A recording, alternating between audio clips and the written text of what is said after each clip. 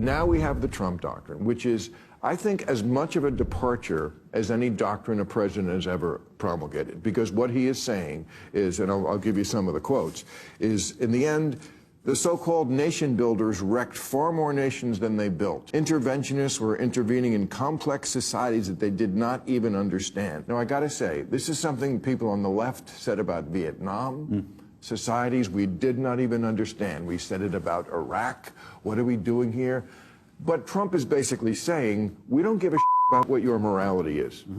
And again, it's a hard one for people on the left to argue with, because they're the ones who say America's so evil. So his doctrine is basically, you do you. We all love money. We all love money, and we're not going to lecture you or hector you anymore about your moral. The other way didn't really work. I mean, they gave a lot of reasons why we went into Iraq, but that was really what, they couldn't say it all the time, but Thomas Friedman would say it for them. We need to plant a democracy in the heart of the Arab world, and it didn't work. I think Trump has changed it to peace and war. He talks about peace more than he talks about war. He's still hawkish enough to bomb people that need to be bombed, like the Houthi rebels. But I get the feeling he's responding to all these new inflows of constituents to the Republican Party. Maybe they were Democrats before, maybe they weren't even political before, but they would much rather hear an American president talk about peace. And the banner in the Middle East at his rally this week said, peace through strength, which is probably one of the most enduring slogans from the Reagan era. He doesn't agree with him on everything, but on that, I think he's right. But putting peace ahead of war,